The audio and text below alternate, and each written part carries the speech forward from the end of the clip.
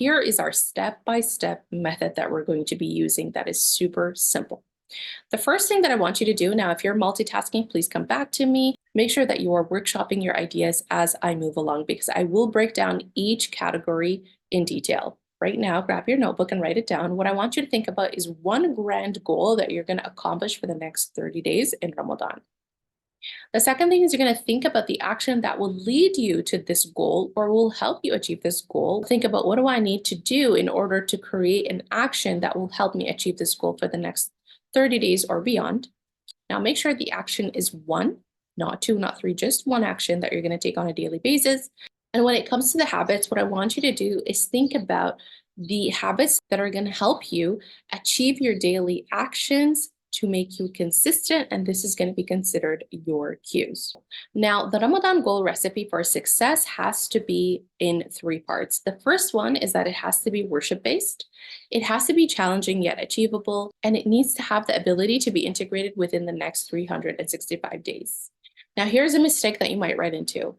As part of setting up your grandiose goal for Ramadan, you might be at a certain level in your life right now, and then you're going to try to jump 5 or 6 steps ahead to figure out this grand goal. So here's what I mean.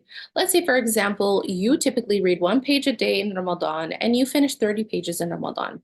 And so now you're taking this workshop and you're telling yourself, you know what, I want to set up a grand goal and I want to be able to finish 1 juz a day instead of 1 page a day in order to finish the Quran in the next 30 days. Although that's admirable, think about how realistic that's going to look like. If you're used to reading 1 page a day, how likely are you to read 1 juz a day?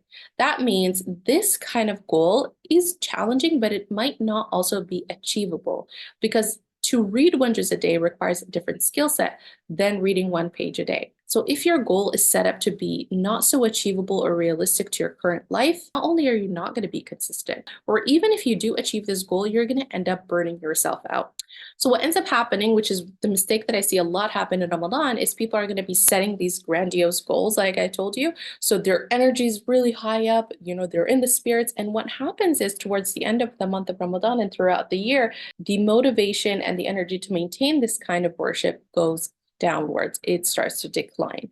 And as we know, as part of designing our accepted Ramadan, that's not acceptable. We don't want the graph to look this way. We want to be able to maintain these habits beyond Ramadan. So in order for us to do that, this is how we can fix that mistake. I want you to pick a goal that is challenging on a 4th or 5th level. It has to be something that's big enough for you to make you feel like you accomplished something by the end of the month, but it also has to be a little bit challenging for you to build your stamina and to build that zone of growth. So one way to do that that's really easy, it's take where you are right now for this goal. So let's say for the example of Quran, you read 1 page a day and then make it 4 or 5 steps challenging. So in this situation, it could be, I'm going to be reading 1 page to now 2 or 3 pages a day of Quran.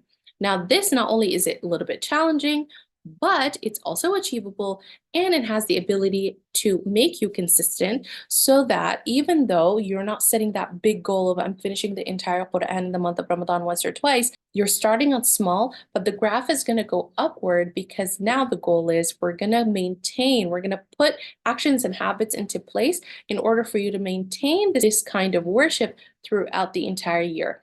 And what's going to happen is your stamina and your ability to increase that worship will increase over time as well.